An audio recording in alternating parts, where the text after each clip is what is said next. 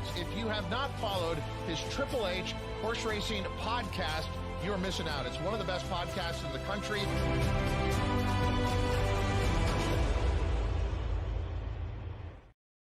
Good afternoon and welcome to Weekend Warriors right here on the HHH Racing Podcast, episode number 18. I'm your proud host, Howard Kravitz, looking over to my right, watching race 8 right now. We will have the sound on for the last 3 races. We got Noah Maher and Matt Miller with us as well. I'll just give a little, I won't be Tom Durkin, but Hot Currency takes the lead and Daniela Marie is on the outside. And here comes Braver Than You Believe at 8-1, trying to come over the top. It's the $500,000 Stallion Series for the girls. And it looks like the number 8, Braver Than You Believe, is trying to get by Hot Currency, and she will. So Braver Than You Believe wins 8-10-12 in race 8.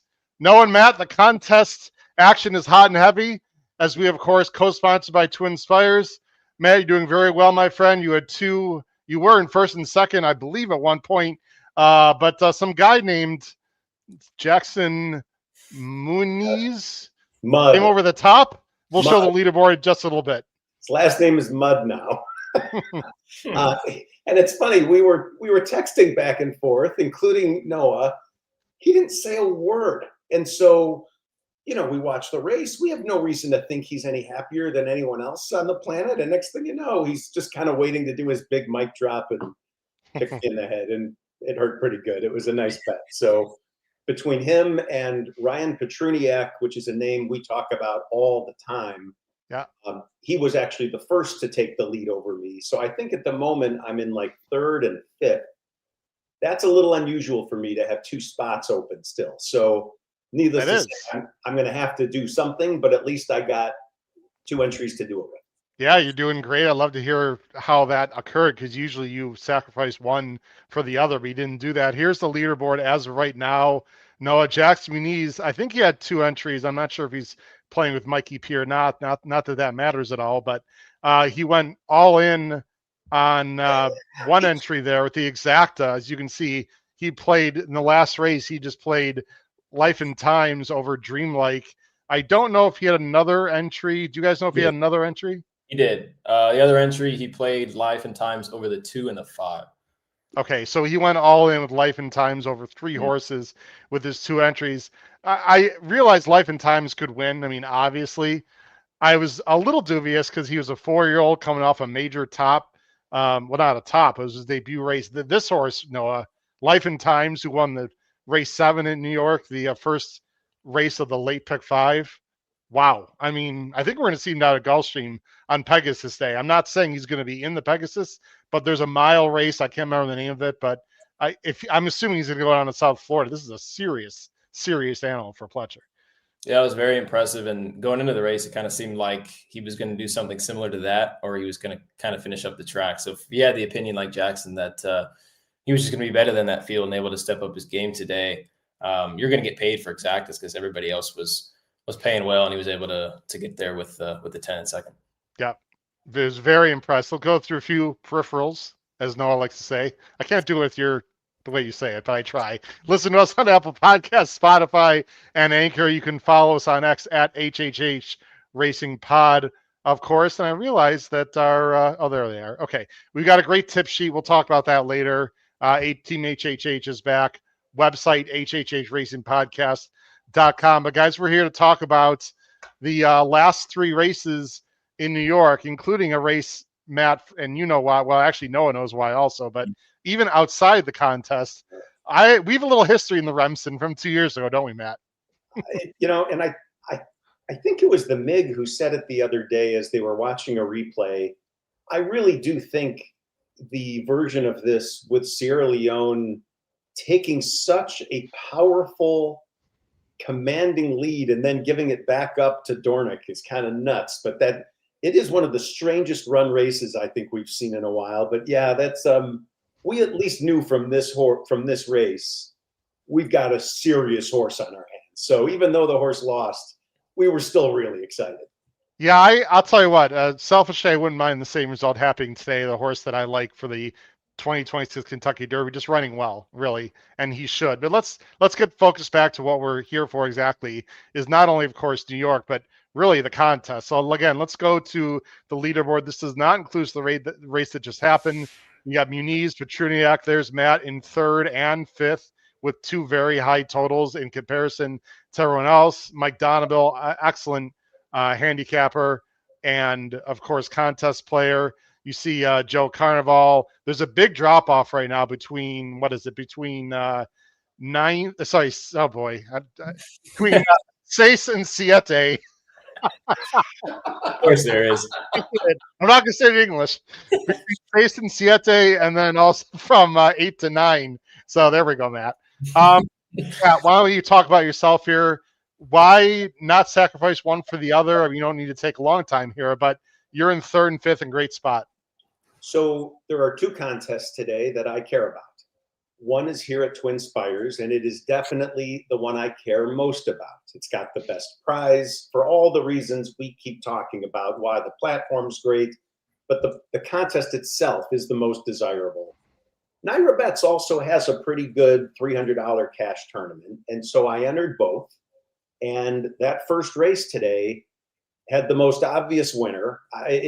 This isn't great handicapping on my part. It was just the most obvious winner. And there were only a few other horses in the race. Well, except the fact that he won by about a half a length, and the second and third place finishers were separated by an inch. But no question. Fair enough. I go back to Nisos. You could throw that in my face too. Like every one of these obvious winners just wins. Stating a fact, not poo-pooing your decision at all. Just, So, obvious after the fact and by the board, but certainly not by the way the race finished. That's all I'm saying. Correct. And I think it's Paul Matisse that has said, if you bet a less than even money shot and they don't win convincingly, you picked a really bad less than even money shot. And there's no question that's exactly what happened here. But hey, a win's a win. No doubt about it. I hit an all-in exacta.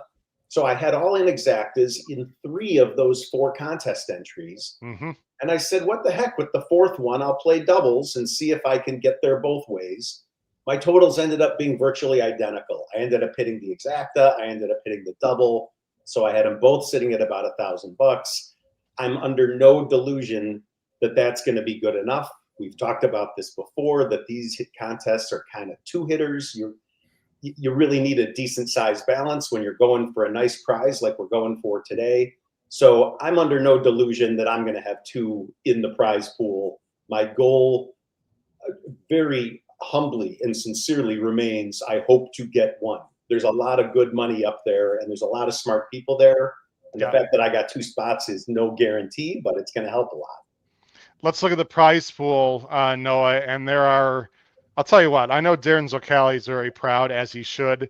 There are, 79 entries here. So that is the approximate, what there's going to be. Are they up to 80, Matt?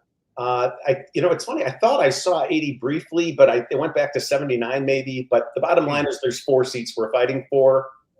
And I can just tell you, I'm in no position to promise anything for Darren. But in these sorts of examples where we're just like 1 short of paying a seat, they'll often round up as a good gesture and to try and build some loyalty. So I'm looking at this and saying, yeah, there's 4. We're fighting for 4 equal spots, and first or fourth, honestly, other than the nerves that it brings with it, I don't care. Okay, so I just want to be clear for all people that are watching and especially playing in the contest. That's more of an opinion, right? We don't know for 100% fact, because there has to be 80 entries technically for 4 spots. Am I correct on that? Correct. Technically, according to the rules. At the moment, they are that 4th cash spot right now is at, what does that make it? $47.50. Yeah. And sometimes they'll just up it, as a round up, but sometimes not. No promises. But at the bottom line is you're going to be plenty happy with $47.50 in cash instead of a $5,000 seat. I mean, you're just 1 entry away from them being identical. No doubt about it. So we'll assume there's 4, but that's up to you at home. If you're playing and listening, if you're in the contest and playing, that's not we're not making a solid statement from like Darren's Ocala that there's 4. So as far as I know, there's 3 and a big cash prize, but Matt is suggesting there could easily be a 4th. Noah, here's the big race of the day, in my opinion. It's bigger than the Cigar Mile, which frankly didn't come up real strong. The Remsen, my friend. This is for 2-year-olds, 1 mile and 1/8. There are 21 Kentucky Derby points in line. I'm going to quickly go through the field, and let's take a little time, Noah, to look at the PPs also, because this is a fascinating race. I think it's a pretty good rendition, and I personally think there are some Kentucky Derby starters in this field. Well, there's a long way to go. It's 250K. Of course, it's 1 mile and 1/8, pretty short run in the first turn. You see right now the field. Look at Paladin, 6-5. Wow. Opened up at 6-5. Second choice right now is Renegade at 4-1. Talkin' for Gargan coming out of the Champagne, 9-2. Courting, $5 million horse for Pletcher. Full de Clairiere is 6-1.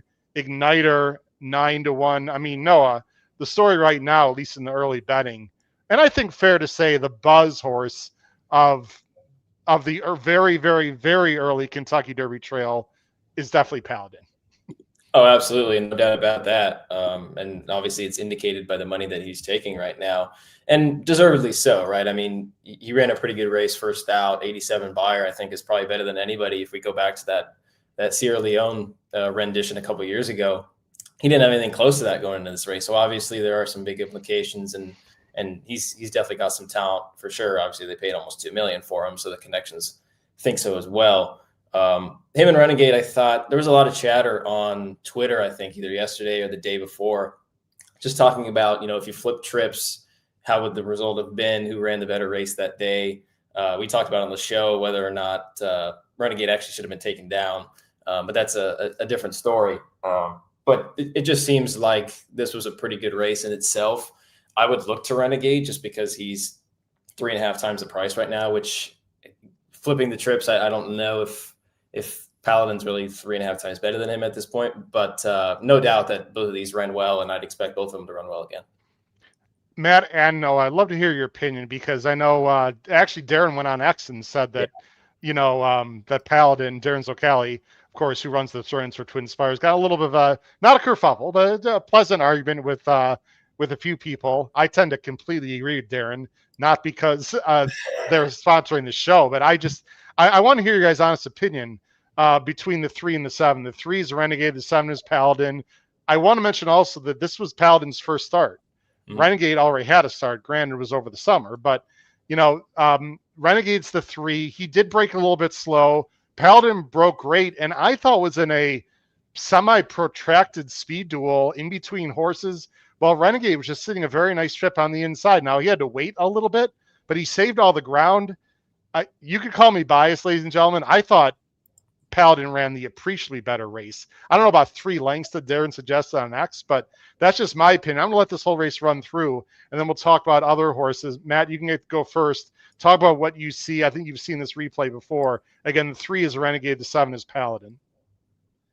Yeah, look, it is funny. Darren, I love it. He's willing to get on X and scrap it up pretty good with opinions. He keeps it kind, he keeps it nice, but he's got opinions, and it doesn't mean you have to agree or disagree. Look, I think Paladin looked tons the best here. I completely agree with the point about the trip, although the 6 did fade off kind of quickly, but he still had to do a little bit of wide work to get through it. Yep. And Renegade was sitting, in my opinion, in a much more comfortable spot. And I think from here, the result speaks for itself. There's a reason this horse is even money this week. Yeah, no, it was a bit controversial. I don't think I had no skin in the game in terms of the inquiry at the end here. And when you watch the pan here they are. When you watch the pan, it looks like absolutely nothing happened. Yeah. When you watch the head on, Renegade definitely did come out a little bit. We've seen a hell of a lot worse, though, Noah. Here they are. What I liked a lot from Paladin is the gallop out. And again, people can poo-poo that. That's fine. But past the wire, you see the cross right there, pretty much even up. But past the wire, Paladin, at least on video to me, looked like he had more energy. I'll let it go a little bit longer. I mean, just by that, you see Paladin's on the very bottom right-hand corner. I'm not going to show the head on. We don't need to talk about this race any longer, but Yeah. I thought Paladin ran a length and a half, 2 lengths better, in my opinion. Yeah, I think in my opinion, it'd probably be about a length. But on the other hand, I think if you're betting this horse, you like the fact that he kind of re-engaged last time, because Renegade got to him a little bit late. He didn't really have a chance to fight, because by the time Renegade got to him, they were kind of on top of the wire. And then that's incidentally when they ended up making that contact or supposed contact. But just the fact that he galloped out well, re-engaged, saw him out of the corner of his eye, and was able to dig past the wire. I think that's definitely a good sign. Noah, you know horses well. You're an equine studies major. Your level of concern when I heard, or you heard, that Renegade had a bit of a quarter crack issue, missed a week and a half, or maybe a one work, or maybe 2. There is a gap in the work. Pletcher brings him back here. You got to believe this horse is ready to go. Otherwise, he wouldn't run him. I still don't like it, though. I disagree. I have zero concern. If he's going to run him back in the race like this, I think he's ready to go. And we'll talk a little bit about the pace, which is why I like him a little bit more maybe than Paladin going into this race. I think there are some horses that prefer to be placed forwardly in this race. And if there's somebody that's going to kind of drop out of the back and make one run, granted, we have seen speed hold pretty good. I don't know how far to the extent you want to go, because some of those races have been pretty formful. So I wouldn't chalk it up to be super speed favoring at this point. I'd leave that up in the air a little bit, but there's definitely going to be some speed signed on, and I think he can make one run. Okay. I don't dislike Renegade. Renegade can win. I just don't like the little gap in the work. Let's talk literally, Noah, about talking. This is a horse that's 4-1. I'd like to hear your opinion of the Champagne, and Matt, obviously you can chime in as well. Napoleon Solo was unbelievable. Now, these times on that day were ridiculous, but the track was playing like super duper fast. I wouldn't read too much into it. The bottom line is Talking only got an 84 buyer. Someone had to finish second, to me, Noah, and I could be wrong. It felt more like a clunk up rather than an impressive second to me. Yeah. I'm against him today because of that and the post. Yeah, I think the post could definitely be detrimental. And like you said, Napoleon Solo obviously was very good, but like you said, somebody had to finish second last time. I do like the fact that they gave him a little break. Get him into this race. I'd be interested to see what he is in some will pays and some probables, just because from what I heard on other podcasts and social media and stuff, nobody liked this horse at all. So I'm a little surprised that he's actually 7-2 right now. And I'd be curious to see what he is in doubles and pick threes. So in the doubles, in the double will pays, he is a distant tie for third, distant tie for third with Courting. As I look at it right now, Renegade is not the clear second choice, but definitely the second choice. Yeah. And then Talking, Courting, and Igniter are all about the same will pay double here. Okay. Yeah, because I thought Courting would be a little more, there'd be a little more separation with the third choice. And I thought Igniter and Talking would be kind of eyeing for that fourth choice. But I am a little surprised that he's taking money as of now, because like I said, some people that I respect didn't really love him, especially with the outside post and things that we've talked about.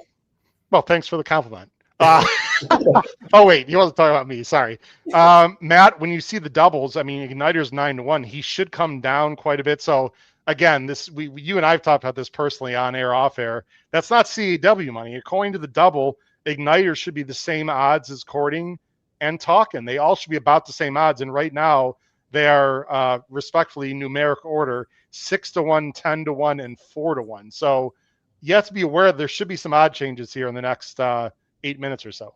Yeah, look, here's what might sound like a big statement. The closest thing we know right now to the odds that the horses are going to go off at is not the tote board. It's the will pays.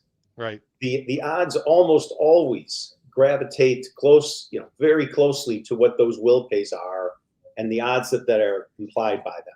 It is funny, Darren, if you're listening, suggestion to every ADW out there, it's nice that you put the will pays out there, do the math for people, and create another column that shows what the implied odds are, because looking up at a tote board that has very little money in the pool right now relative to what it's going to be at the end, it's just not reliable. And yet people are making betting decisions right now. So I agree completely with what you guys just talked about.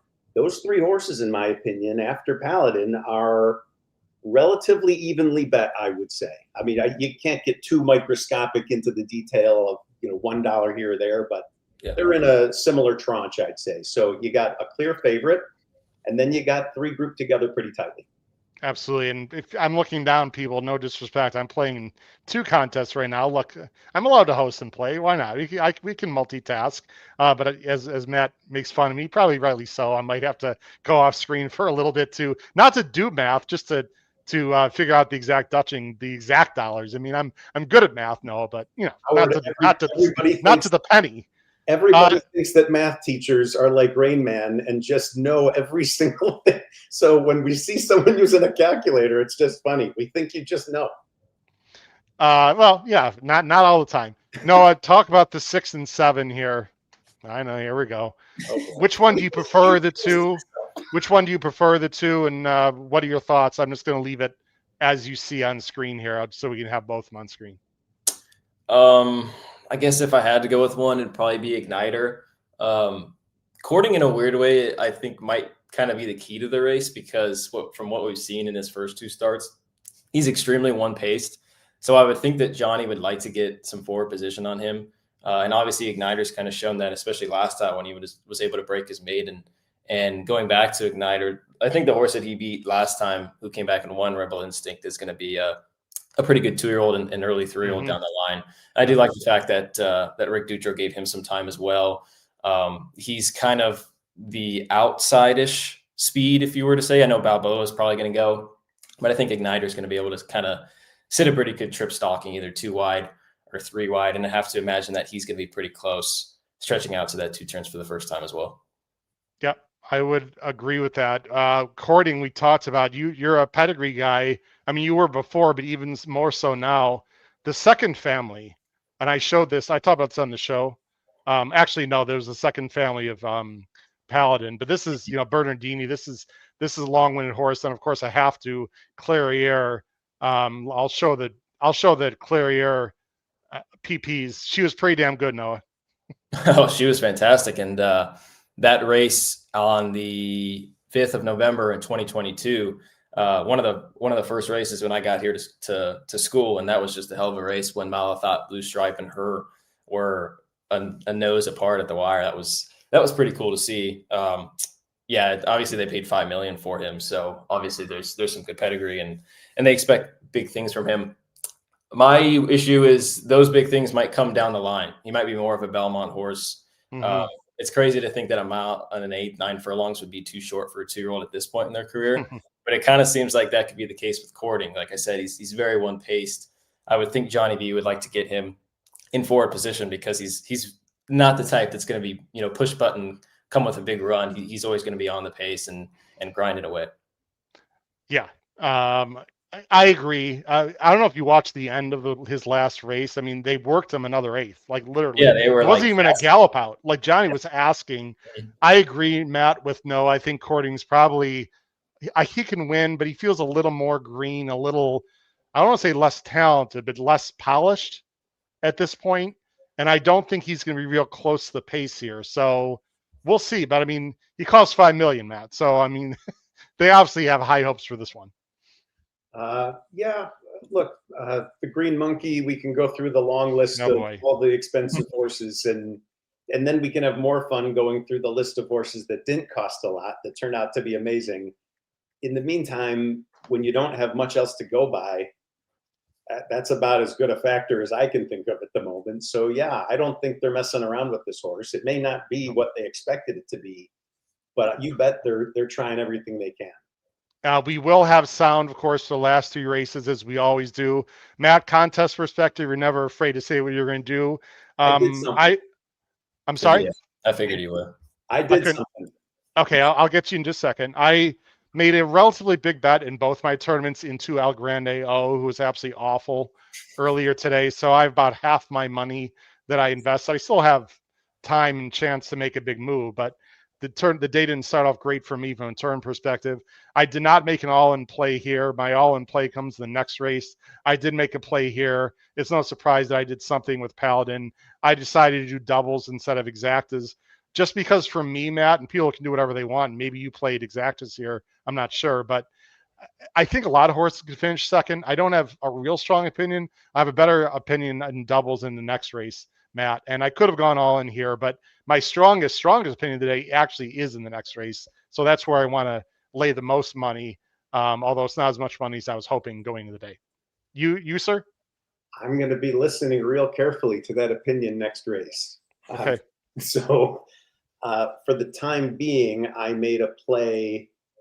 It is my full expectation I'm going to have to push again to get one of these entries over the line. And I'm going to be doing that at the same time.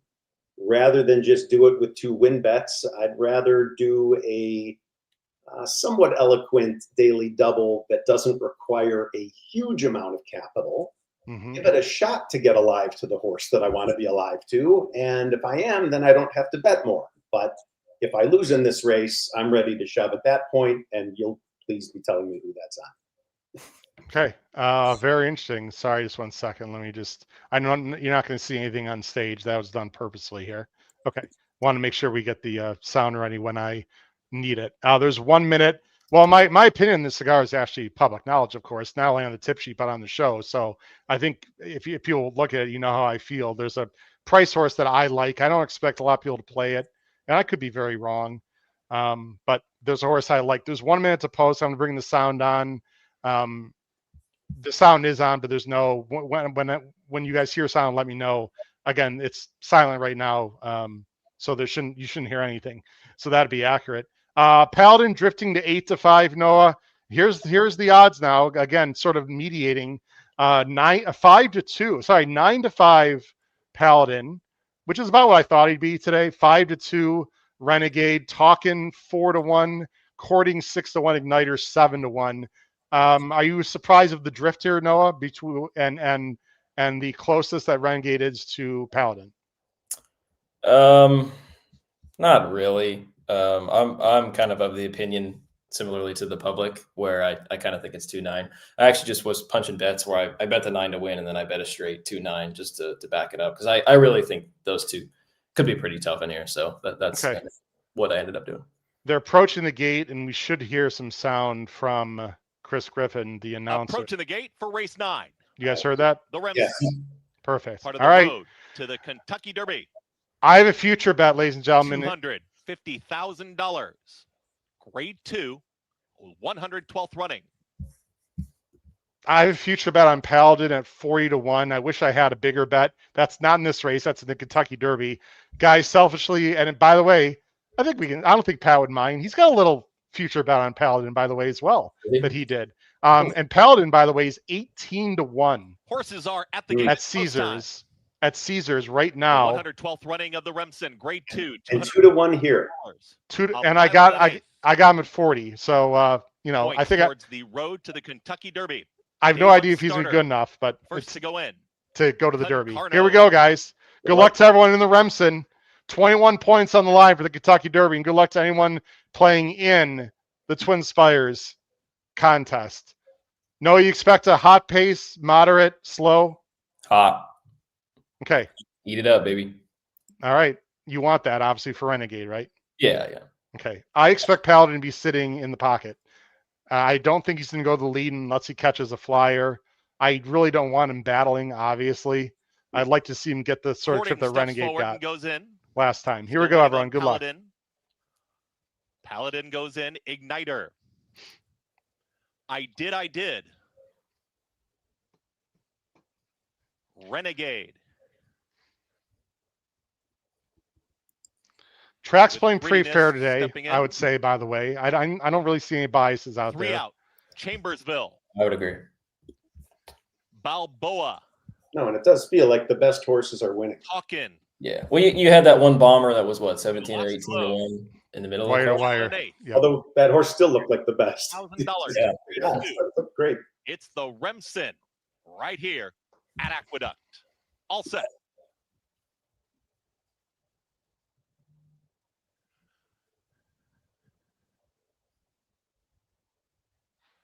And they're off. Slight stumble for Chambersville.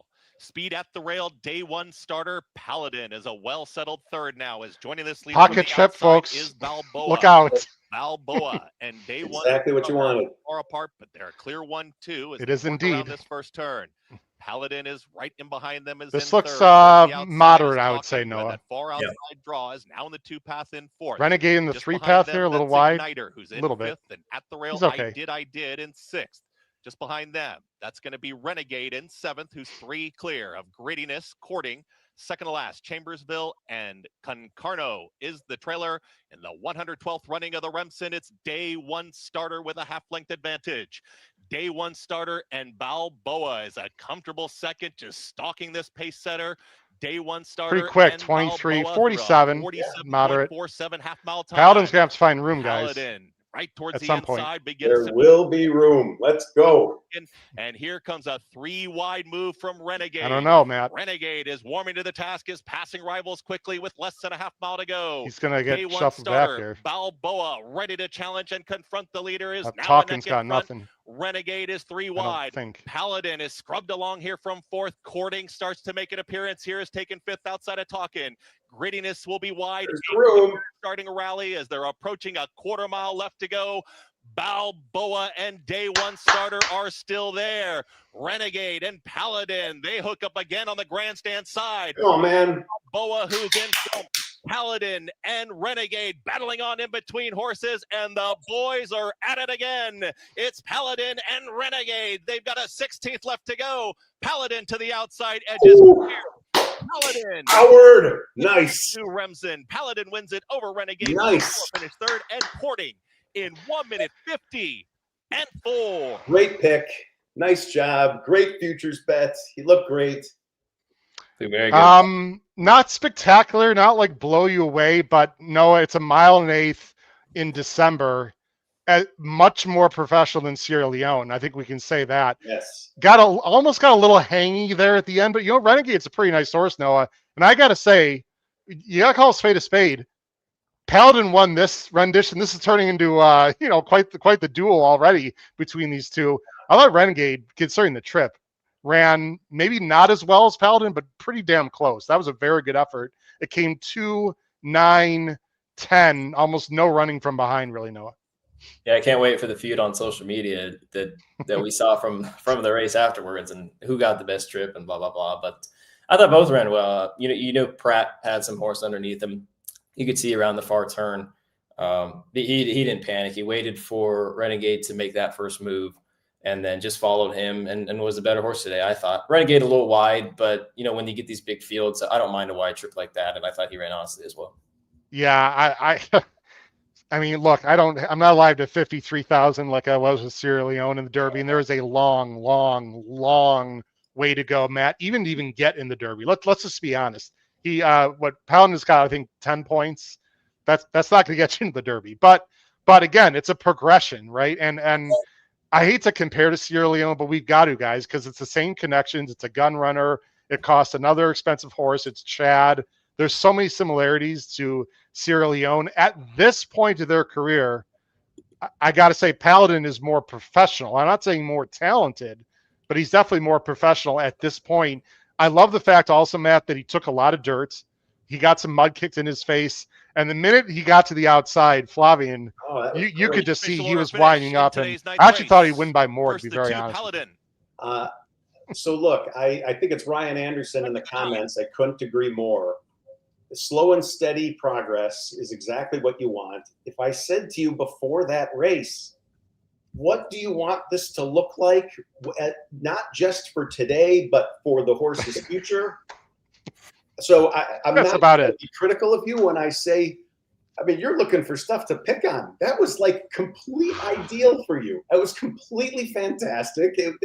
Yeah, okay, he didn't win by 10 lengths, but if he did, you'd be saying, oh, they pushed too hard. They got a slower. This was perfect. Nice job. It was perfect. Thank you, Kevin Lux. Now, look, I want to be very clear because the last thing I want to do is come out and sound like some kind of arrogant a-hole on this show. It was not a very clever pick for this race, obviously. What I'm proud of as of this moment is that I snuffed him out after his debut when I got 40-1 it's Caesars. That to me, because I'm getting value. I mean, Noah, if he's 18-1 right at this very moment, it's Caesars. And I talked about this morning. I was on with Seth Merrow, by the way. Check out Racing Across America. I had a nice time with him this morning. Seth Merrow and Capital OTB. No, I wouldn't be surprised by the end of this weekend. He's second choice in the Derby pool, not the Twinspires pool, because that's going to be January. But like Monday, Noffy, I think, is 7-1 in Caesars or 6-1. This horse is going to be 12. Yeah, he's going down for sure. And going back to Matt and Ryan's point, I think that's exactly what you want. You want to see him do it professionally, but you also want to see some room for improvement, because obviously that wasn't a spectacular performance, but he got the job done, and obviously there's room to grow. And just to piggyback on that, and then we'll get to the contest here, Noah and Matt. For me, and if you guys disagree, it's absolutely fine. I much rather see an effort like that, going 1 1/8, than a horse, let's say a Baffert horse, winning on the lead. Yes. Whether it's 1 or 2 turns, with no pressure, just cruising along, getting a 104 buyer. It just doesn't. I want horses that have to deal with adversity. You know, I talked about this last year, Matt. We talked about this on the trail, where even when Fierceness, I didn't like Fierceness partially when he was in the Derby, because he was getting these candy outside trips in smaller fields. The same thing's going to happen again in California, and I love California, but Noah, this is exactly what I want. I want horses taking dirt. I know you feel the same way. And I just, these flashy, like 105 loose on the lead buyer numbers that these younger horses get, that doesn't excite me as much as something like that. You don't know what that means for the next time. You know, you just know it ran a huge number, but it might not get the same setup next time. And so I'm with you. I would much rather deal with some respectable fractions, sitting in the pocket, the horse called upon when asked. I mean, you saw a whole bunch of things, a whole bunch of boxes got checked here. So a nicer time or a couple extra lengths would be nice, but for what this was dynamite. I didn't put him as a spot play, no, because I thought he'd be even lower. I'm a little not ashamed, but he was like the obvious pick, so I didn't want to put him on our spot play. But I got to say, and I don't believe this is not red boarding. 9-5 is perfectly good value. I actually thought he'd be lower, this past week. Yeah, I actually think what the exact go off, $10 or $11? That'd be a great exact. I wish I played the exact. So I'm completely fine with that if Renegade was going to lose. But nice call on Renegade. It actually ran very, very well. No, you're absolutely right about the no concern issue. Spot on. I go back to more of the quality of the field versus field size. I get you'd like to have that experience of pending in hot paces and not having things your own way. But I do think that Paladin beat a pretty decent field today. I mean, you had some horses 8-9. Okay, that's pretty good. I do think he beat some decent horses. I mean, Igniter and Courting were fairly fast for 2-year-olds at this point in their career. Obviously, we're in December and they've got up until May. So I think you should give him some credit for that.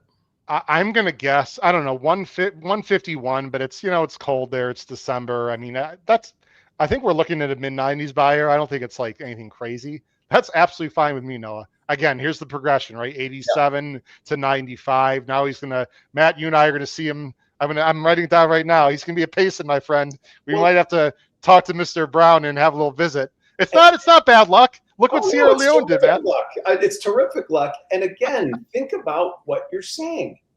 If that number today came back at 106, which it didn't, but let's just say it did, and then the horse next time out goes out and runs a 95, I don't know what to make of the 106. When you get to the Derby and you see the consistently improving buyer pattern where every race is slightly better than, that's exactly what you want to see. So without even remembering the horse's last buyer, I hope this is 5 or 6 points higher. I hope the next race is 5 or 6 points higher, and it just keeps going like that. It was a single in my pick 5. So anyway, enough about me. Who cares? If you have the exact, a 9-1 is definitely. I think this is a pretty good rendition of the Remsen. I'll have to watch the trip again. But anyway, congratulations to Chad Brown. People can say what they want about Chad Brown. No, some people like him, some people don't. Whatever. He's simply one of the best trainers in the world, especially turf. But he could train dirt horse too. If there's any guy in the world, or I should say, if there's any American trainer that's come close and really, really, really, really, really wants to win the Derby, it's hard to argue anyone more than Chad Brown, to be very honest. Yeah, no, I completely agree.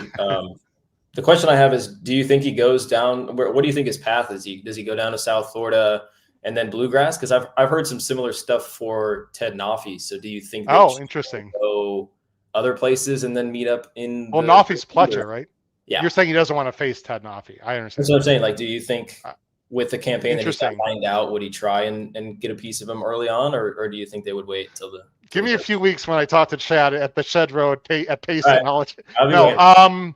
I know he's going on to Payson.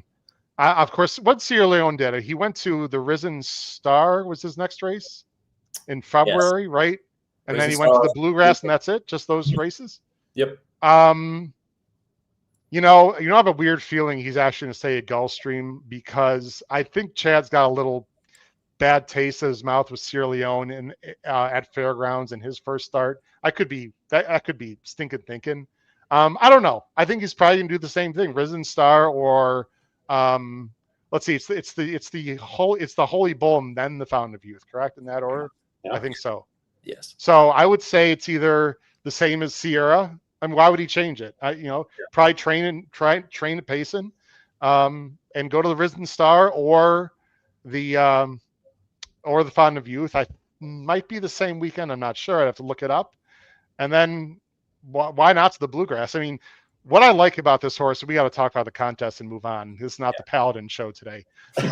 But look, you have a serious potential Derby horse. Matt, he's tactical. This is something that Sierra Leone was not, obviously. And Matt Bernier has talked about this ad nauseum. It's just hard to pass 11, 12, 13, 14 horses. As of now, Paladin looks very rateable and tractable, which in a race like the Derby or really any prep is a huge advantage. Matt, you would agree? Yeah, I totally agree. Although I think it's funny when you think about Sierra Leone. I think it was his first lifetime start where he was the most athletic and the most. I do remember that move very well. But otherwise, it seemed to be a little bit less flexible and a little bit more. You have to do it his way. So yeah, I do agree with you. Michael Donable has taken the lead over Jackson Muniz. Let's see what Mr. Donable did. Just a little $550 win bet on Paladin. If I had more money in the contest, like if I hit my first bet, Noah, I think I just would have gone with a win bet. Mm-hmm. The problem though, Matt, again, I don't want to go into the weeds, but the 9-5 could have turned into 6-5 just like that. So easy to say after the fact, but I didn't think he'd be that high. Anyway, Donable barely over Jackson Muniz. Rian, Matt, you're in 5th and 6th now. I know you did not make a play there, or you made a play. Well, you don't. I did. You made a play. Okay. I am alive on one entry to a horse that will put me to a winning total. Okay. I am prepared to shove the other entry on the other horse I like this race. So this is my spot. Okay. We'll talk about who the horses are. I'm still actually not sure who that second horse is going to be. I want to listen to what you have to say before. Oh, geez. No pressure from me. No pressure. Hey, you could have just said I got my decision. We're all good. He's going to lay it on me now publicly. Of course, no. Correct. Well, I thought for sure you've already put it on the 6 and 7. I would have figured already you did that because those are the two obvious choices, and we got time. I'm alive to doubles. Not a lot because I don't have a lot of money. I wanted to save it for this race, but I am alive in doubles. Matt, no, let's go to you. I've got to believe a lot of people in this contest are alive in doubles into the Cigar Mile. Yeah, I would. Well, on the flip side, I know we'll talk about the last race. I think the last race there's a pretty obvious favorite in there. So I don't know if people were waiting just because they were a little worried that there were 2-year-olds and they thought with the small field in the 10th and then the obvious favorite in the last, that might be a better spot for doubles. Yeah. But I think on the flip side with what Matt's doing, I'm sure if he played at 2-6, I think it's going to be paying pretty well and he can knock him out with a big punch. I think so. As I look up the double prices, Noah, why don't you read on the bottom? This is a new person in the chat.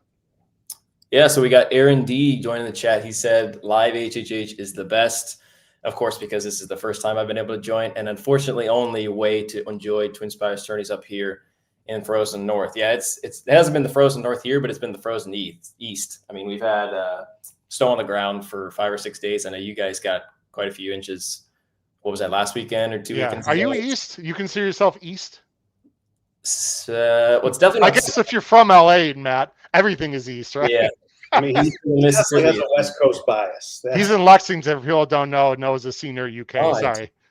Southeast, mid south. I don't know what we call it. Southeast, maybe? I don't know. Yeah, it's cold. It's cold here. It sucks, man. I'm already ready to go down to Florida. This weather is completely ridiculous. Matt, what are the doubles to Bishop's Bay, the 7, and I'm assuming Phileas Fogg is the lowest, I would assume. The 7 is the lowest at $5.88, so $6. Let's call it. That's not bad. The 6 is the lowest at $6.50. 6.5 and 7.5. Did you say? They are 6 and 6.5. Okay. It's not bad. I mean, it's a small field, right? Yeah. So you're not going to get a lot of value. You're going to have to, like I said, I did not play to the 7. So I'm just going to say, because I don't think it really matters where I'm in the contest, I need a semi-miracle to move up. I'm alive to the 3 and 6. And I Dutched it, so I'm alive to equal amounts. The 3, by the way, should be pretty good. The will pay to the 3 double is 42 to 1. So he's a long shot in this race. I will fully admit it. Let's see here. Where do we want to go? Let's go to the chat for a minute, and then we'll get back to it. Aaron, by the way, thanks for joining the show. Let's see here. Tom Espinoza, quarter crack's always a concern for me. Trainers say not a problem, ready to go. Horse doesn't fire.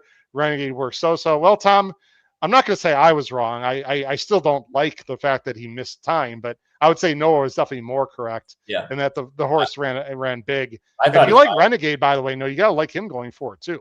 I mean, yeah, I thought he definitely fired. If that's on a fire, I don't really know what is. Yeah, no doubt. Hot Currency let you down, Philippe. He let me down a little bit too. I made a small play, not a big one. Oh, look who's here. Chris Walsh. Give me the 7-11 over the 2. We're talking about races that just happened. Thanks for joining the show, Chris. We've got let's see here. I'm just looking at some other. Oh, look who's here. Wow.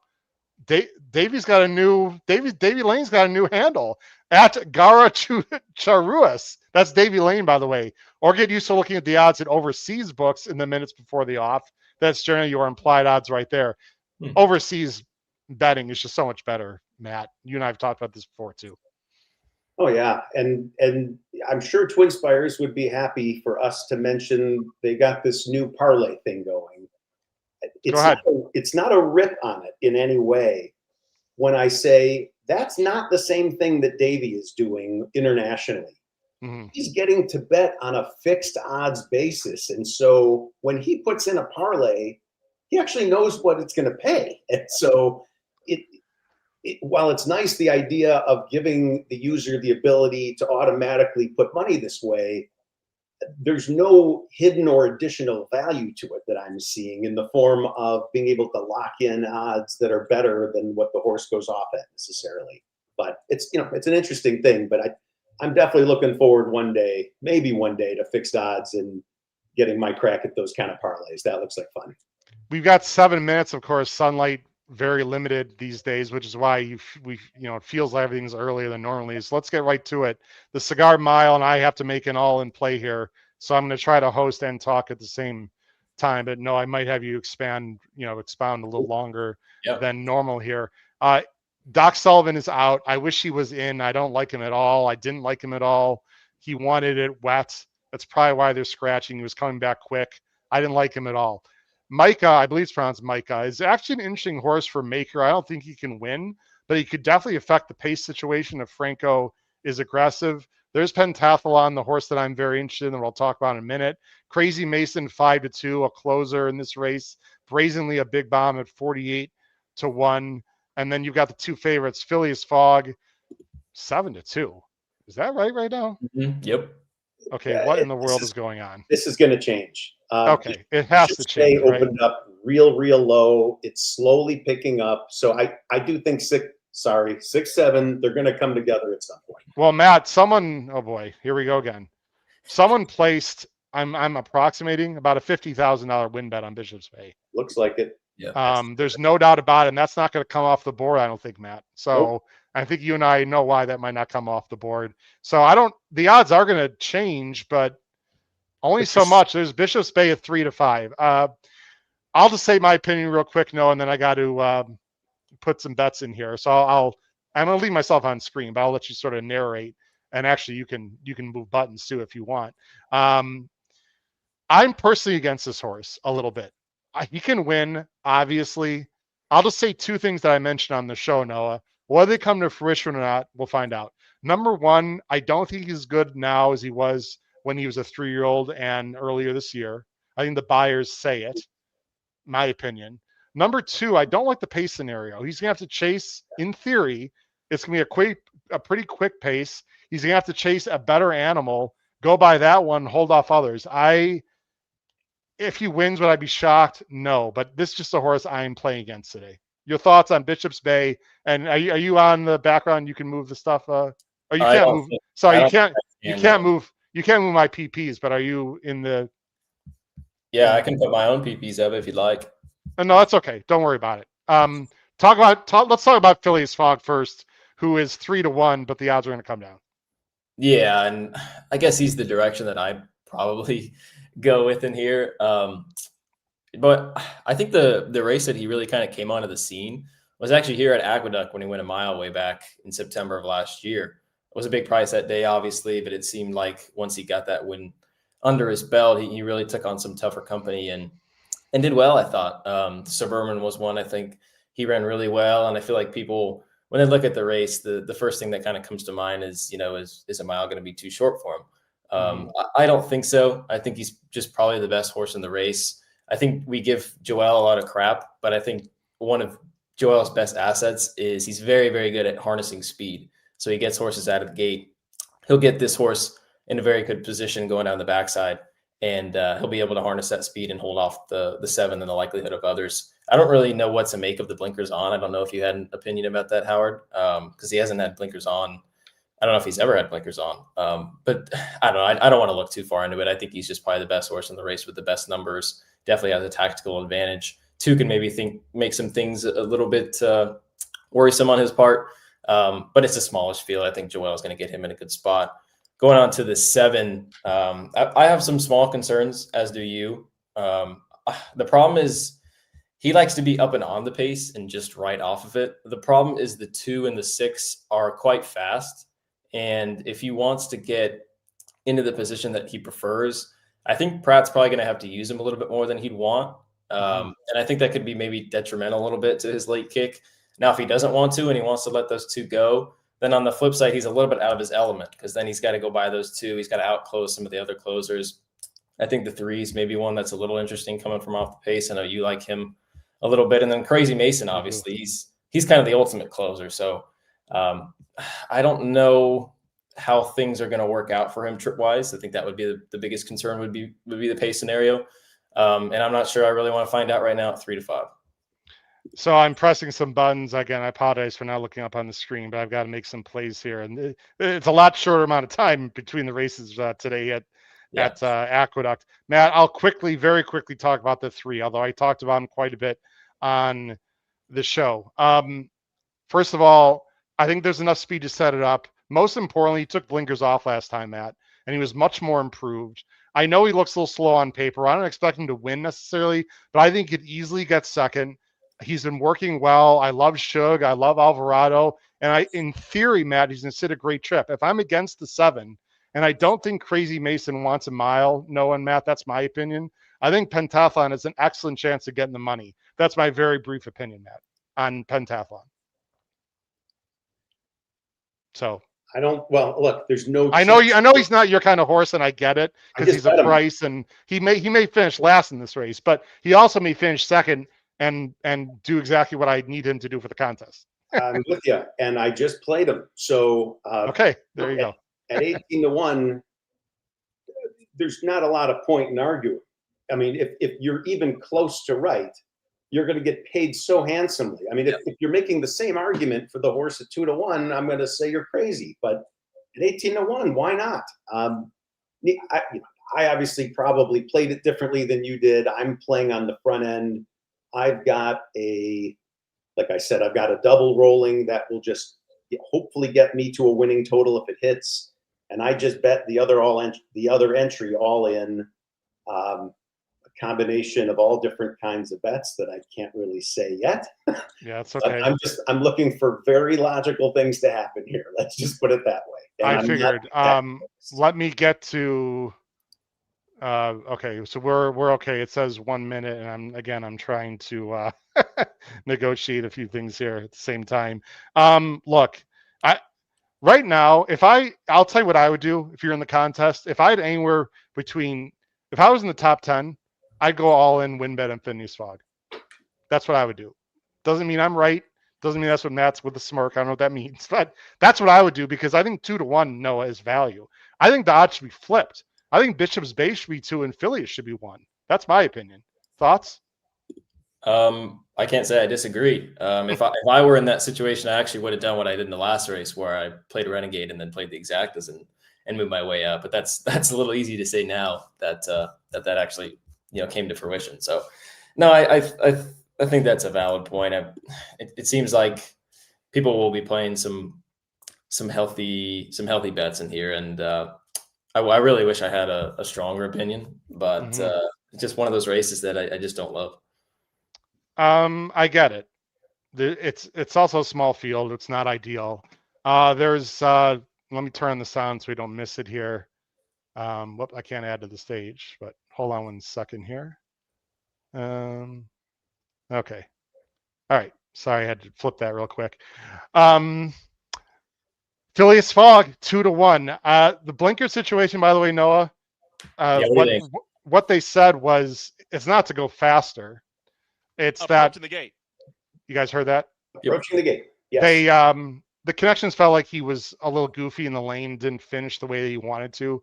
Okay. Recently, he's been working. By the way, Joel's been working him in the morning, guys, with blinkers.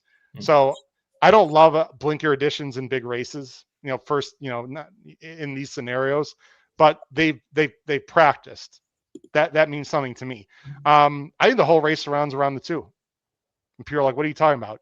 If the 2 doesn't send, Matt, it could be this all the way around the track. Yes. And it wouldn't surprise me. Yeah. If the 2 sends and is aggressive, and if Maker is trying, hate to use that word, but aggressive in this race, that would help Pentathlon, my 3. But I don't think Pentathlon's going to be 20 lengths back. I think he's going to be 3 or 4. So anyway, good luck to everyone in the Cigar Mile. This is huge for the contest, Matt. Whatever you got, good luck to you. I personally need Phileas Fogg and or Pentathlon to run a big race. I'm nowhere near the leaderboard, but after this race, I could certainly move up a lot. Matt's looking to possibly clinch the whole thing right here, I would assume. So again, there's a race 10. $5,000 Kentucky Derby of the Cigar Mile. $5,000 Kentucky Derby betting challenge seat on the line. We think it's 4 entries or 4 prizes. Not 100% sure. Noah, your final picks in order 1, 2, 3 in this race. 6, 7, 3. 6, 7. All right, I'm going 6, 3, 4. Matt, you want to give a top 3 real quick as they're going to the gate? 7, 6. Okay, good luck to everyone. Again, I think the first 100 yards is huge in this race. I need the 2 to be aggressive. Brazenly. You'd also be good with 6, 7. 2 left. Always.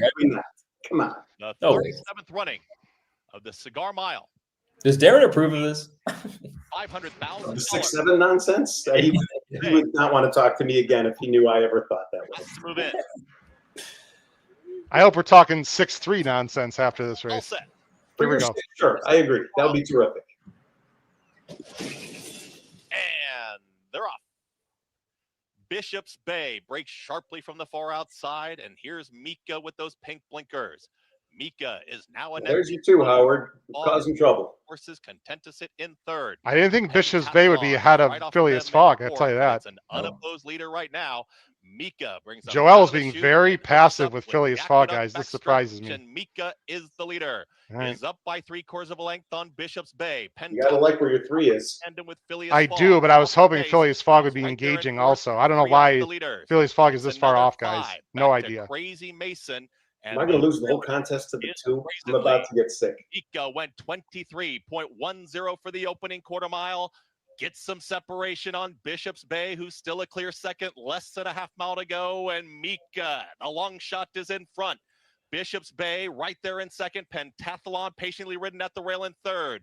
No move yet from Phileas Fogg in fourth as Mika's trying to upset the field. Any of you, go get this horse. Hey, starts to commence the rally for a Rat Ortiz. Phileas is in trouble, guys. The trailer is brazenly. They approach a quarter mile left to go right here at Aqueduct in the Cigar Mile, and it's a big long shot in Mika who's trying to upset this field. Bishop's Bay is in full pursuit, but Mika is showing no signs of stopping so far. Bishop's Bay will have to dig deep inside to catch this long shot Mika. Mika has a 16. Dig deep inside. Bishop's Bay with every single Got him. stride. It's going to be Bishop's Bay to get up. Oh, my God. Cigar Mile. He did it here in New York, and he did it at the one. Oh, Never my in doubt. Oh, my God. Bishop's Bay won it. What happened? Third in 12 minutes 34. Oh, Awesome. Next 2 seconds. Oh, God. 42. Cigar Mile. Oh, my God. 134-3. Bishop's Bay barely over Mika. I think you pronounce it Mika. I have no idea what Joel Rosario and Phileas Fogg. I have no idea what they were doing, Noah. I mean, I said it 5. I just whatever. I was wrong. Matt, nice job, my friend. That was very close. Pentathlon, I took a shot. He didn't run great. The race also didn't develop the way I thought it would either. I thought the 6 would be on top of the pace. Crazy Mason did exactly what I thought he'd do, to be honest, which is clunk up for a non-threatening third. 134-3. Flavian knew what he had all along, Matt. No worries. Holy cow. And I mean, what was it, halfway through the race that I said, please don't let, I mean, that horse was all by himself, getting more and more brave. What a great run for that leader. And if anyone thinks there's any fake drama to these leans, and no, that's as legit as, I mean that, oh my God, these things don't get any closer. I'm so sick of these photos, and it would just be so nice to, I would even take it win or lose by a couple lengths as opposed to these marginal finishes that take years off your life. Look, if I'm going to come on and, have enough guts to give out a price play and dislike a favorite, then I got to call it like it is. I was wrong. I was completely wrong. The money, well, I don't want to say the money came in because Matt and I have some intel that we'd rather not share, but it could be that could be something that's not exactly, let's just say, the most reliable kind of betting from Sharpies. I don't want to be disrespectful, but I don't know how to word it, Matt, without sounding disrespectful. I can say it a lot easier. I'm friendly with someone who is not the top handicapper in the country, but who bets a lot. And so when the person makes a big bet, it affects the odds sometimes. And we don't know it's that. We don't know it's that person. But I have no idea. I felt like it, Matt. It felt like it because the CAW money would come in late. Plus, New York cuts it off at what, a minute, right? Don't they? I think 2 minutes for the win pool. But yeah, I mean, the point is, it could be, there are a handful of big bettors. And we can joke, you and I, all you want about me being a big better. Not like this. These are people betting 50 grand and just big dumps like that. And yeah, sometimes people just like to bet big. It doesn't mean they know anything special about the horses. And we're interpreting odd signals. I do think if you look at the pool, though, that 50 grand got buried. I mean, this was a big race with a big pool. So in the end, I don't think that bet mattered at all. It was 10% of the pool. It stood out at the time, but not anymore. Well, Matt, can I poo-poo you? There was 195,000 bet to win on Bishop's Bay. That was about more than 25%. Yeah, but people. So just saying. It's not people. That's funny. It's CAWs. This is a little bit matrix sounding. I'm sorry. The horse would have been 6-5 either way. It's just a question of whose money was on it. Could be. CAWs were going to make it this price.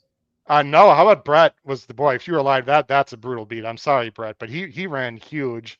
And you know what? We've all been handicapping a long time. Noah, obviously, Matt and I longer than you, but based on how old you are, you've been handicapping a long time. You always see this in even in a 10 claimer race, right? Like this fresh face horse that looks impossible on paper, but is probably going to have the lead, and they all let him go. And sure enough, he gets brave and just ran massive. I guess this puts Mika in the picture for more stake race. Not I guess, it definitely does. No, this horse ran, and they weren't going slow. 23, Yeah. 45 and 3, 109 and 3, 121 and 3. That was legitimate fractions. Mika ran huge. Totally. That was a great ride from whoever was on it. Was it Franco? Yeah. So obviously he knew to send like that once he saw that Joel was, I don't know, messing around with whatever he was doing on the 6. But I wouldn't beat yourself too much. I wouldn't beat up.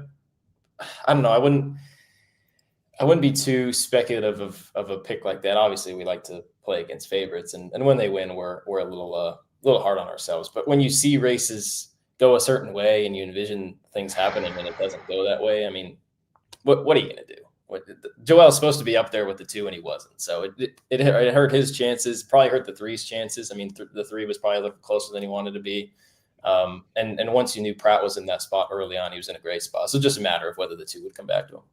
Yeah. As much as I thought Pentathlon was interesting, and he didn't run well. Although again, the pace didn't work out the way I thought there'd be a hot pace and a 3-way battle, and he'd come clunking up. He didn't run. I was wrong. I would have been fine with Phileas Fogg winning. I think, Matt, you would have felt the same. I'll tell you what, though, it looked like he ran to instructions. I mean, I don't know why the connections would want to take back in this race, but Rosario purposely did it, and looked like that was his intention from the start. Like even from the gate break, Matt. People in the chat are saying, like, Chris Couples, you got Rosario'd. Look, I like Joel Rosario, unlike a lot of people. I think he's a Hall of Famer. That particularly looked like trainer instructions, Noah and Matt, to me. That didn't look like, Joel was looking around saying, oh, they're going 22-1 and 44. I got to take back. Thoughts on that from either one of you, Matt? You can respond to that first. Total agreement. It was, look, some of the smartest people at the racetrack are the people who are loudest. 5 seconds after a race starts, you'll hear someone scream, "You were supposed to send," or something like that. What are you doing? Those are the people that, it was clear the second this horse left the gate. I don't think it was just a function of being outbroken by Bishop's Bay. They were not sprinting like lunatics to get to the lead. He chose not to go there. And okay, it was, I don't know if it was a bad choice. I know it didn't work out, but I don't know. Maybe that's exactly what they wanted for whatever reason. I don't know. Noah, thoughts from Ryan Anderson, our wonderful friend and host of the Gallop Out and co-host of Pacific Horse Players. Read what it says below, and then please comment on that, Noah, if you don't mind. Yeah, Ryan said the only reason the 2 ran well is because Rosario rode the race like it was his first time on a horse. So I wouldn't relate because obviously I've never been on a horse before, but I feel like it would have to be instructions, right? I mean, we were talking about it 5 minutes a post. You were talking about how they put the blinkers on, and they'd been working with him in the mornings, and Joel had been on him in the mornings. So, I mean, with that information, I have no reason to believe that he just did that on his own. I mean, maybe they just thought they were the best horse in the race. I don't know.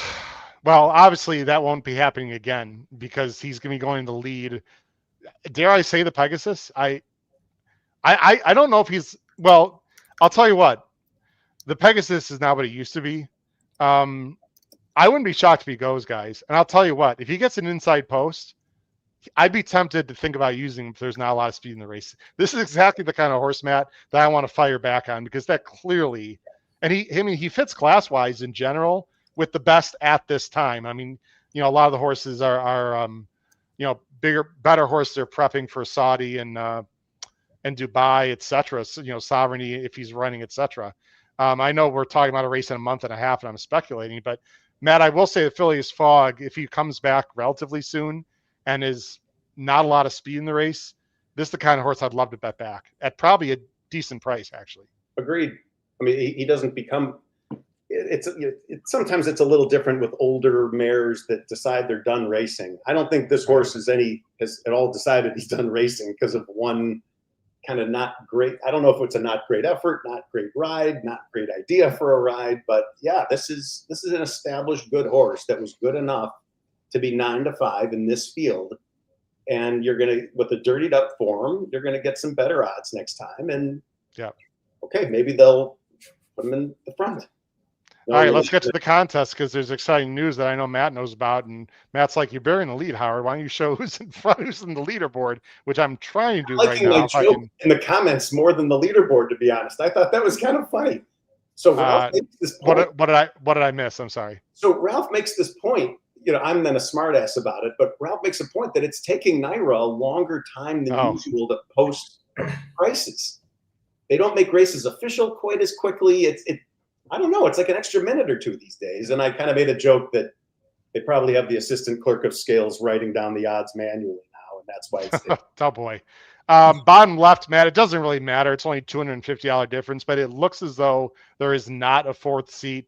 But look, $47.50 in a seat. What's the difference? It's $250. So I mean, you're basically getting a seat if you finish fourth. So I just want to clear that up. Mr. Miller, you are in the lead, my friend, now at 27.77. Tell us what you did with your two. Is the other one zeroed out, I'm assuming? The other one is zeroed out. Okay, what'd you do, Matt? Explain to everyone, help people out with contest play. Okay, so let's go back mentally to last race. I had 1,300 and 1,000. Thank you for the nice comments in the chat. I did a $300 double of Paladin into Bishop's Bay that I knew was going to pay right around that $6 figure.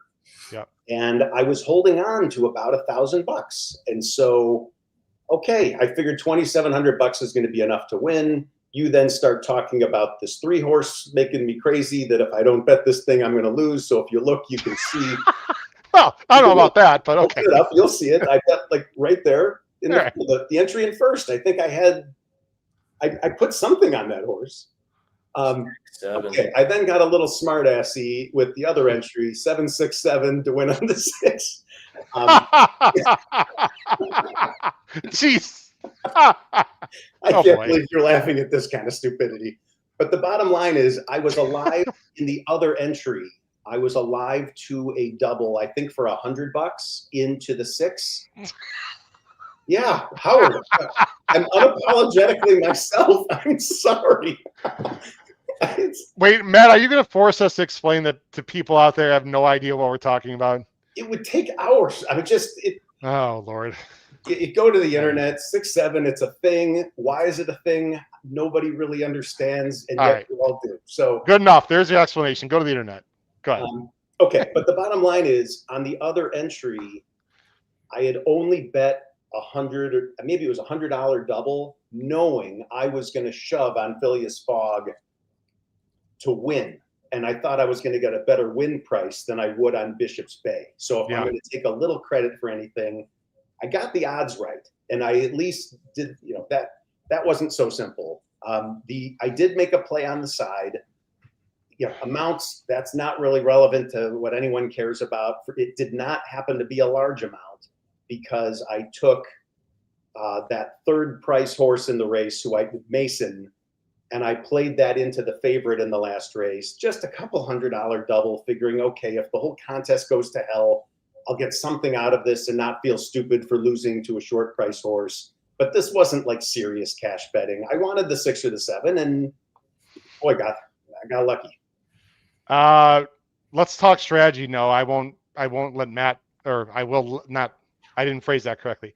I will let Matt discuss, but I'm not going to force him to discuss right now. Let's talk to you here, Noah. On the right side of the screen, there's one race left. You only need top 4. Again, there's 0 cash prize for first place here. So if people are wondering why did Matt bet all in and try to get to 5,000, he doesn't need to, ladies and gentlemen, and he knows that, which is why I'll let Matt speak for himself. I'd be shocked if he is going to make a play in this last race. Maybe he will. I don't think he needs to. You got to get in the top 4 right now, Noah, and you're well-versed in the contest world now as well. Right now, Jackson, here we go again, has a $52 lead over 4th, and ironically, your good buddy and person we know well, Mr. Petriniak, is in 5th. What is this? 200 math.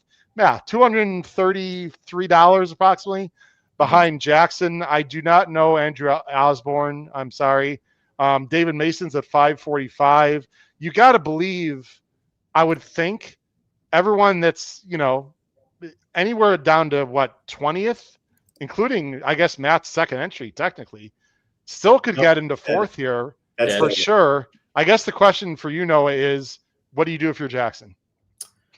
You're playing because you've got some scary names behind you, and I would think you would try to get to a number. I'll have to reach out to him, and I'll have to reach out to Ryan to see what he's doing because he was talking to me. He was talking to me about it earlier. Watching? Oh yeah. I'm not sure if Ryan's watching because he was texting me earlier, and he might be busy. But I'm sure Jackson's probably around. I'll see what he's up to and what he's thinking. But I'll throw you, Matt. You got to play, right? If you're one of those two guys, you have to. Well, hold on before we get to Matt. No, instead of saying what Jackson should do in terms of which bets, what number should someone be targeting getting to fourth? I think that's really the big question we need to discuss here. In your opinion, Noah, and then Matt, I'll have you answer the same question. I think that's really the big question here, right? Noah? Is 2,000 a little aggressive, Matt? 1942 is the number I would be targeting. You sure not 1967? Well, I would want to be 90 cents ahead of the guy in second. That's all I would care about is beating the guy in second. And this isn't just self-serving. You have to take a whole bunch of extra risk to come after me with another $800. It's not worth it. It's first, second, third, fourth, they're all the same. And so if you told me right now that I wasn't in the money, the exact number I'd be targeting is 1950.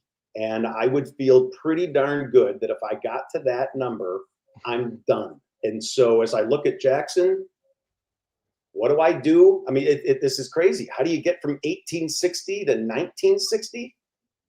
Dude, it's a show bet. Just do it. I know it's uncomfortable. $400 or $500, $1,000, whatever it is. There's a solid favorite. You don't have to take the risk on finding the winner or the exacta or the trifecta. You're just trying to get to 1950. The guy it's Michael Domabel in second. Okay, if I'm him, I'm probably playing $50 to win on my favorite horse. Just try to move the bar a little bit. Try to mess with people like Jackson that are trying to get this really exact. But I would say, and I know Petruniak, he's tough. I mean, that dude right now is probably 2 to 5 to get into the top 4. And I don't know. He's going to be tough. He knows every tool in the toolbox. It's the people after him. Those are the 873. Okay, so you need basically 2 to 1. That's not crazy. If you're willing to bet all in, you don't have to go find crazy things here. You just said the magic phrase though. Yeah, look, if Andrew won his entry here, he may be really happy taking home $873 of profit. Yeah. Let's not lose sight of the fact, and I'm not flexing here. I won my entry to this tournament. So the $2,000 that I have in first, that's profit too. What a great feeling. And so for someone that if you've won your way here through a feeder, I don't know. I mean, as you get a little lower on the board with $400, then the question becomes, is it worth $400 to take a crazy stab at something, so it's tough. I have respect for everyone and how they value money. But in terms of the game theory of it, I do think while there aren't really right and wrong answers, there's some pretty compelling arguments to be made for what those top few people should be doing. But Jackson, you're in a heck of a spot. You could, look, if you choose not to make a big show bet, which is probably not what I would do. The question is, if a crazy long shot wins, the other people around you might bet themselves out of position. And then the fact that you didn't bet a lot means that you end up advancing because they fall behind. So, I mean, this stuff will make your head explode, especially if you're not going to be talking any longer on it. Sorry. That's okay. Just for myself, I'm out of the tournament. I want to be clear to everyone, because if people are thinking, oh, Howard's needs 20 to 1s to do well in the contest, completely false. If Phillies Fog win, I would have been close to $1,000. right now, and I would be in very good shape going to last race to make a play. So I really needed Phileas Fogg, which why I'm trying to be as professional as possible. It's sort of frustrated with the way the race, why I said in the first 5 seconds of the race. That's what I said. The smartest people 5 seconds in are no, I think you and I should answer this question because I know, look, I give Matt a hard time sometimes for saying, how, with certain bets he makes, and it's all, we always feel like Matt's in the lead. Well, you know what? I'll tell you why, Marco, because it's like, how is he all top of the board? Matt is an A+++ money manager. It's pretty much that simple. And he knows how to manage his money. I mean, and full tip of the cap, my friend. It was just incredible. And just like you say, I shouldn't boast about our tip sheet. Let someone else do it. I'm doing this for you now, my friend. I appreciate that. No, it's just when you know how to bet and what to bet. And admittedly, Matt would admit this, he's got a bankroll behind him that helps too. But with 2 entries in these contests, no, it's just if you know which spots to take and when to do it, it's a massive advantage and massive props to Matt, obviously. Oh yeah, for sure. And I think it's kind of as simple as you plan and you execute. And a lot of that execution comes in the first couple races. He sees spots that he likes, and odds are in his favor, and he takes advantage of it. So a lot of times you'll see him at the top of the leaderboard very early on in some of these tournaments. And if he's not, then he goes into, what did I say, Matt? You turn into the shark in blood infested waters, where he'll just come after whoever it is up top, and oftentimes it works. Yeah, I poked the bear earlier this week with Turfway with Matt, and I had a nice trifecta and overtook him. And then about two races later, he crushed me like a, like a grape. It was embarrassing. I felt like Matt's foot was like stepping on me and he was making wine. That's how bad it was. No, and we're best. We're not best of friends apparently. Brad Anderson. Brad Anderson apparently is much higher up in the totem pole. But anyway, God. I can say it publicly. We can laugh about it. I can't know. The coaches voted again, and there's a new poll out. I'm just not telling you the results this time. Okay, all good. But Matt, are you going to bet the second entry? By the way, it's dead. I thought it's but the double. That was a double. Okay, he's done. While we're talking, I'll look and make sure. By the way, it's not impossible to have screwed up, but I'll make sure there's no money on there. But I don't think there is. All right. So very quickly, we got a few minutes here. Noah, let's let Matt figure out what he's going to do or whatever. Just bask in the glow of being on the top of the leaderboard again. Where are we going to go here, Noah? I'm surprised the 2 is not a heavier favorite to be. Parker Boone, actually now he's dropping down. Yeah. This is the kind of horse, Noah, that usually I'd be against because he ran off the screen in a very, very low quality race if you take a look at it, Parks, but he did it really well. Now he's in a stake race. He's got to travel to New York. Butch Reed, Robert Reed, is an excellent trainer and does well when he ships horses to New York. This is the horse to beat, in my opinion, and he's got early speed. And a lot of the other contenders, including the 7, are turf horses on paper. So I don't know what people are going to do here. The obvious choices are the 2 or the 7. I thought the 5 was worth at least a very small look, just because I like the fact that 5's got some speed, but he's a turf horse. And another price play that I consider was the 9 Sunday Boy, who's one of the few horses in this race now that looks like he can pass horses. Mm-hmm. And this thing, I don't expect it to fall apart, but it could, I suppose. I think 9 is one to pick up the pieces, but it sure looks like 2 or 7 here, Noah. Completely agree. And I'm with you. I'm a little weary of some of those Parks races, but boy, he's the fastest in the race. The number came back fast, both on buyer and time form. You mentioned Butch Reed. He doesn't mess around when he brings horses to Aqueduct. I know he's got some very good percentages. Sanchez rode him last time, so I would expect him to be pretty tough. And the second choice is 7. He's got some decent numbers, but like you said, they're on turf. He's a turf horse, and they're not running the turf right now, so there's limited spots where he can go. Maybe it's a bit experimental. He's taking more money to where I would be inclined to maybe switch my stance on that, and maybe he can handle the dirt. Or maybe it's just the fact that he's the second most likely winner, and a lot of people don't know who else to bet. So, boy, I think the 2 is going to be pretty tough in here. A little advice from Philippe for Jackson. Shoot for the moon, because if you miss, you're amongst the stars. Philippe, we agree in general that you need to be aggressive, but this is not the contest to do it. Simply because Philippe, if he gets in the top 4, it's just as good as finishing in first. So he doesn't need to shoot for the moon in this contest, Philippe. I'm not trying to poo-poo your attitude. I'm just trying to make a point of fact that it's not a flat prize board, but I wouldn't say it's super duper top heavy either, Matt. Shoot your shot. Right. Yep. Don't leave your putt short. Shoot your shot, but it doesn't have to be with every dollar you have.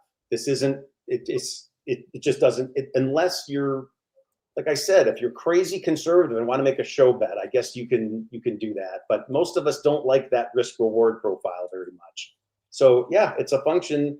If Jackson wants to get fancy, he can just bet $100 to win on one horse and just nail it and be done. My guess is he's probably either going to bet 1 or 2 horses to win, maybe a couple of exactas. I'm going to guess he's betting a couple, and we have not talked at all. It's a complete conjecture. $200-300 worth of stuff, hoping maybe he can hold on if the favorites lose and everything goes to heck. I don't know. We'll see. I think the 2 wins for fun here, Noah, or he could be off the board. And I wouldn't say the track's speed favoring, but speed's playing just fine.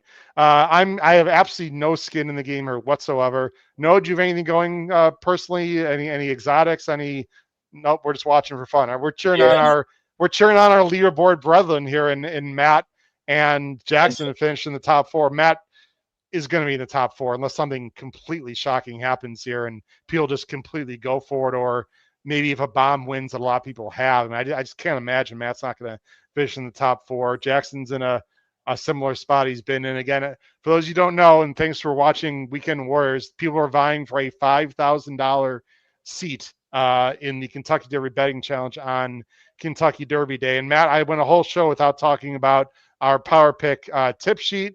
And also, I do have to mention, they're walking behind the gate. Matt, why don't you quickly talk about Team HHH and why people should consider our premier and top picks tip sheet for 2026? Sure. I'll let this is an unpaid testimonial, but it's completely sincere.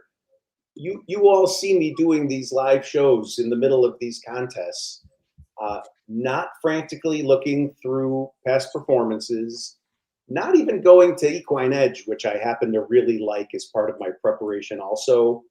But the tip sheet I get from Howard and team, while it does not form the basis of every pick I make, it is absolutely one of my key starting points in every day of handicapping. And it just gives me an overall sense of what the card looks like as I look. And it's uses, frankly, that Howard isn't even aware of and doesn't even think about.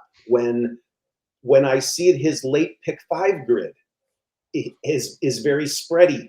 It tells me I should be playing earlier because this looks kind of hard. If that guy had to take a lot of horses, and he doesn't love spreading. So you, especially as you can handicap the handicapper, you watch Howard, you learn from him. Those picks become far more valuable. The team around him, Pete, Paul, I hate naming names. I'm going to miss them. Jackson, Ryan, Noah, please let me stop. Kyle, I'm going to.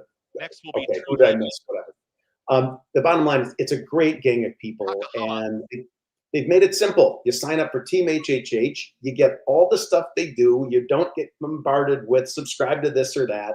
So just make it easy for any girlfriends, boyfriends, wives, husbands listening to a racing fan. It's a perfect holiday gift. $500,000. The Great Whiteway Division of the Appreciate New York that. Everyone look into it. Go to our website, hhhracingpodcast.com. Good luck to everyone still alive in the contest, alive to pick 5s, alive to anything. Here we go. Spirit of New York. 4 to 5 on Parker Boone. A lot of late money on 2. Here we go. Spirit of New York. I bet $10 so that I finished with 767. I'd mess around with the 9 here, maybe underneath. I have no strong opinion. Spirit of New York. I'd go 2 9X and 2 X9 and tries maybe. Going in. Hurricane Kaz, last to load. The New York Stallion Series. Don't leave after this race. We'll take 2 minutes to recap, everyone. Good luck. Here we go. Well, we got to see what happens to the leaderboard. They're pretty quick with that. And they're off. Very slow beginning for Fruit 10, who's at the back end of the field. Parker Boone and Stoppers. Sanchez right to the front, and they quickly sprint clear. Parker Boone is up by a length and a half. Up on the far outside, Hurricane Kaz is in that mix. They are lined up in behind the runaway leader.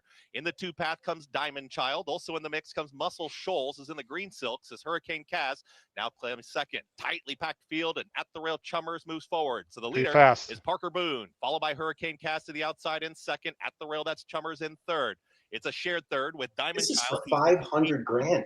Also 3 wide as they get set to move into that far turn. That's going to be Combat Mission and Kendrick Carmouche. Tight spot there at the Rail, Spirit of New York. Nowhere to go yet. And rallying on is Dingy Bar trying to run on there, also with Muscle I don't Shoals. think the two's winning, guys. Towards the back end of the field there. Dropping back comes True Legend. Just got passed to the outside by Sunday Boy.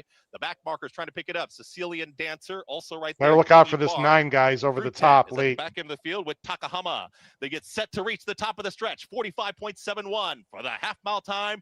Parker Boone is in front and trying to run away, but here comes Combat Mission catching with every stride, and Sunday Boy grandstand. Oh my! Sunday Boy has enveloped the field over the top, as you said. Boy from off the pace has a 16th left to go. The Great White Way division of the New York Stallion Series to the Sunday Boy by Central Banker, and they win it impressively in final running time, 1 minute 24.90 seconds. Can I have money in the contest and decide to go for it on the 9?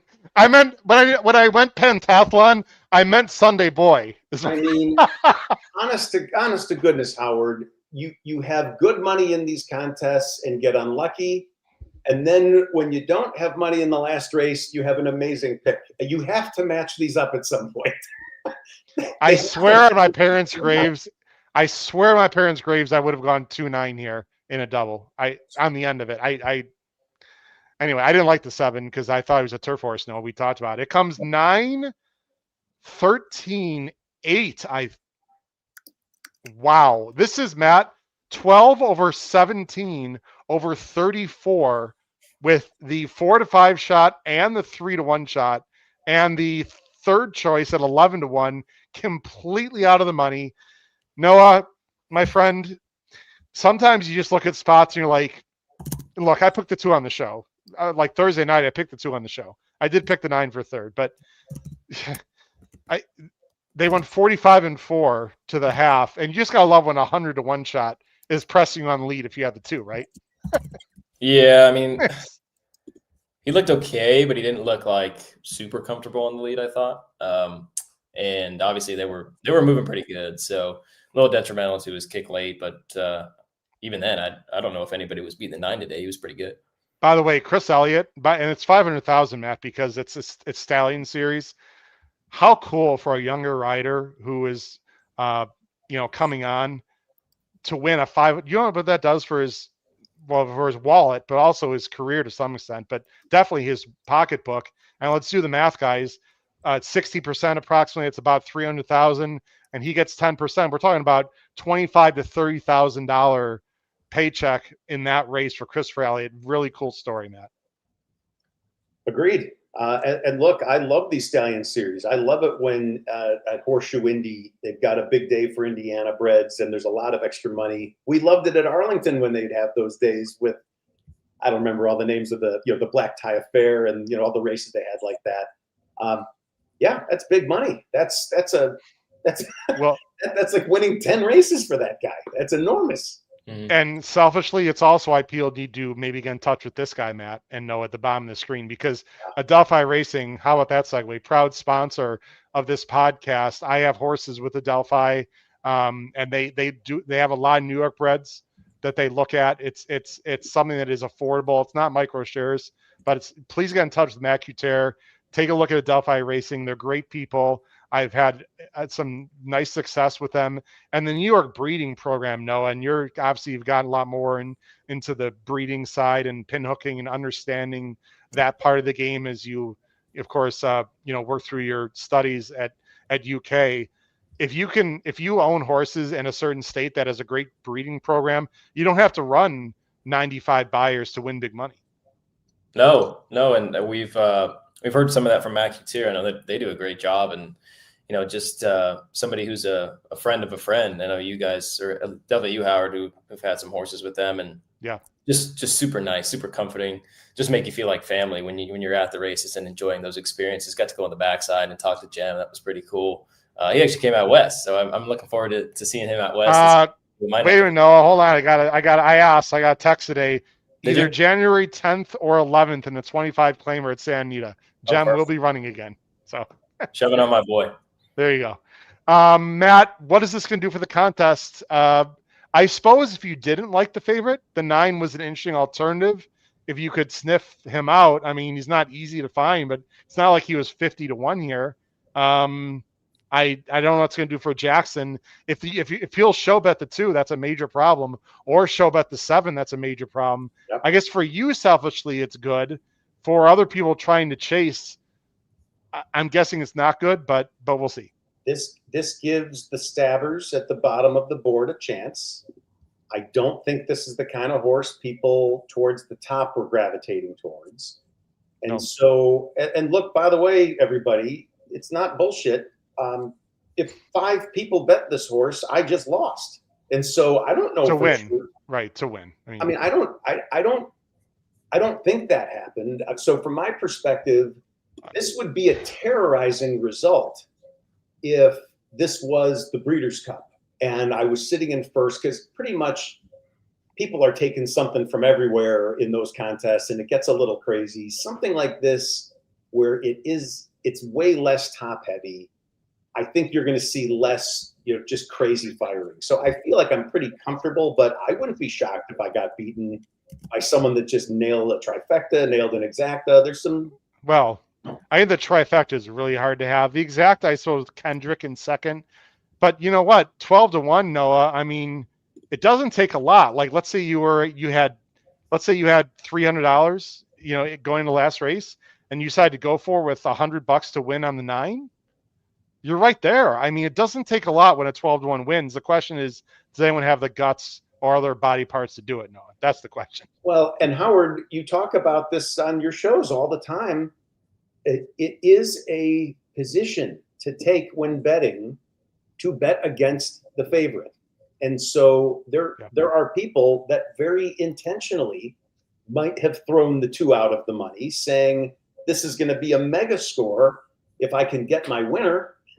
And I can get that 2 out of the money. So maybe they take a couple, 2 or 3 horses and back wheel them or do exactas or whatever. I don't think this is impossible to get to if you say I'm throwing out the 2. No, again, I hate red boarding. If you don't know what that is, that means saying something after the fact. I talked about this with Paul on the show Thursday. Sunday board looked like first of all, this was a dirt horse, number 1. I'm not surprised with this result, by the way. Let me just say that. I'm surprised the 2 didn't finish in the money, but I'm not surprised that the 9 won. The 9 was one of the few dirt horses in this race. Number 1, Noah, and number 2, I know you look at time form like I do, have the best time form closing fig. So when you're facing a bunch of turf horses in a race that could collapse, and this horse has proven dirt form, when you look at all that, it shouldn't be shocking to anyone. And I want to be respectful to people, because people are thinking, well, sure, he won. Now you're saying that. No, we talked about it on Thursday. No, exactly right. And I'm a little more surprised that he was 12-1 in the win pool, because I was looking at, pick 3s and pick 4s, and I thought he was clearly the third choice. I mean, obviously the 2 and the 7 were low, but it seemed like he was the next alternative. So I was he was he was a soft 4th choice. Yeah. 11 was third choice, and it was Pletcher, Noah. So I mean, I think we got to tip our cap to Chris Couples, our good buddy. Yeah. Who, speaking of not red boarding, I'm just talking to him right now. He was saying that he was having some conversations with Mikey and Jackson yesterday, and it seemed like that was the plan all along, that he was gonna fire on this horse. So what a call that was. I think it's just for a matter of him, what it's going to do and how he's going to shape up. Because I think wait, did you say they bet the 9? You say Jackson bet the 9? Is that correct? No, Chris Couples bet the 9. Oh, I'm sorry, Chris bet the 9. Yeah. Thank you, by the way, for Terry on the bottom. Again, I didn't have the 9 on top. I had the 9. It might have been second. I have to look back at it. It doesn't matter. Whatever. Well, good for Chris. Amazing. Yeah. It hasn't gone official yet.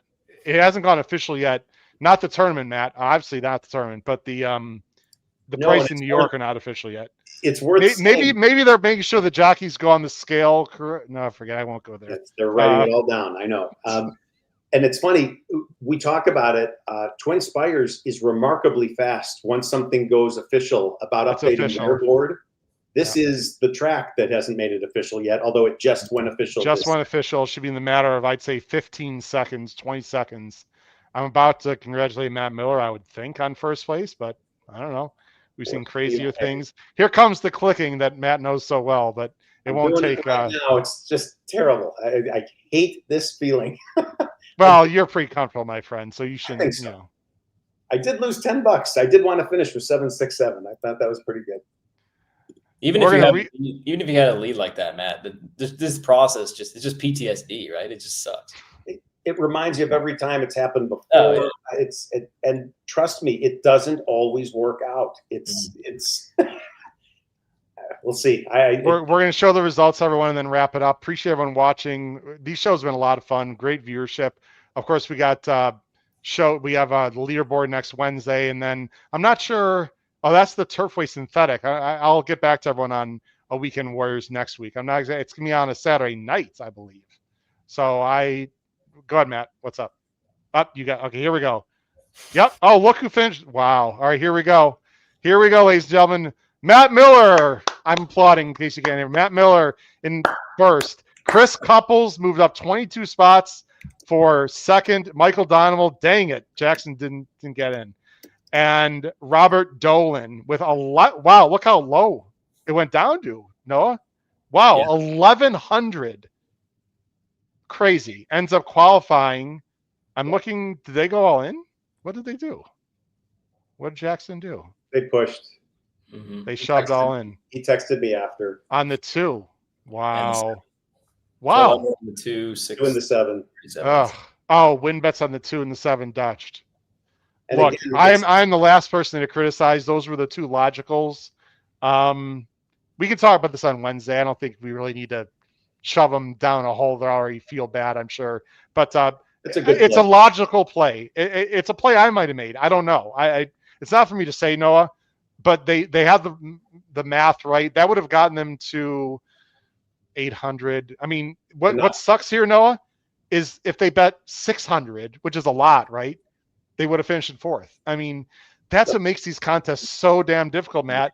We said, last week, Noah, and look, I'm not in this spot. So Jackson, congratulations, because you got to where you need to get to, and you kicked my ass today. It's not a competition, guys, but I mean, I hate to criticize when you're me because I wasn't there, right? I wasn't in that spot. But what really sucks, Noah, is last week, I know you and I talked, he was a little upset that they didn't shoot for the moon. They didn't bet enough. And now, of course, they bet too much and chaos ensues. It's just, what a freaking brutal game this is. It's the learning process. I mean, they say it about flying airplanes, right? That you don't fly straight. You fly one vector, then another, and it looks like a zipper, but nothing's straight. It's the same thing with this. The pendulum swings in favor of not betting heavy enough. So now you say, okay, I need to have more courage and bet more. Well, this was the wrong week for that, and now he's going to probably swing back in the other direction. And look at this, guys. Sorry, Matt. What a double play by Chris Couples. 6-7 over the 9. He only played the 9 in doubles. Wow, that is just like Chris Couples. That is impressive. I know that's not what's impressive. What's impressive is he singled the 9 in the last race, and it came through. No, that is a great feeling. Well, it's great. Like you said, not Redboard. I mean, he was talking to those guys. Awesome. Told them all along that's what he was going to shove on, and it feels great when you execute and when you're in Jackson's shoes and just stuff like that happens. Oh, it's just brutal. Anyway, guys, we're going to wrap it up. Matt, last word, and then we're going to wrap up the show. One last comment, and it's a compliment for Chris, and it's something that I wouldn't do. He won the cash contest also. Oh, did he? That is not. I mean, I use these things against each other, just trying to pick up one of them. So nice job, Chris. That's a heck of a day. My good friend over there knows what it's like to win a cash contest. Yes, he does. No, you can pump your chest. You can pound your chest a little bit. What happened this week, Noah? Go ahead. I mean, I want a cash contest. I think the equivalent would be like batting 300 in the minors. And No. Don't do that to yourself, Matt. Don't let him say it was You beat a whole bunch of people and won what, 500 or whatever you won. Yeah, you're hitting 300 is what I just heard. So nice job. Thank you. All right. Well, congratulations, everyone. Selfishly, not a great day for me, but had a lot of fun, Matt. Unbelievable job. Another first place. Congratulations. You probably already have 2 Kdbc seats. So you get whatever they're going to give, whatever he's going to give you. And shout out to Chris Couples. Congratulations. Sorry, Jackson, but great run, my friend. You made the logical play at the end. It just didn't work out. So anyway, another fun time, guys, here on Weekend Warriors. And of course, you can check out the leaderboard on show on Wednesdays. Jackson will be on, right? No, if we alternate correctly. I believe so, yeah. I'm sure he's gonna love that. Oh yeah, he might be sick. No, he might be filling in somehow. And then I'm not sure about Weekend Warriors next weekend. Everyone, just please stay tuned to us, and we'll see what happens. But for great friends and contest winners this week, Cash, and today, Noah Maher, Matt Miller. This has been your proud host, Howard Kravitz, episode 18 of Weekend Warriors. Crush your bets in the next Twinspires tournament. Take care, everyone. Have a great day. Bye-bye.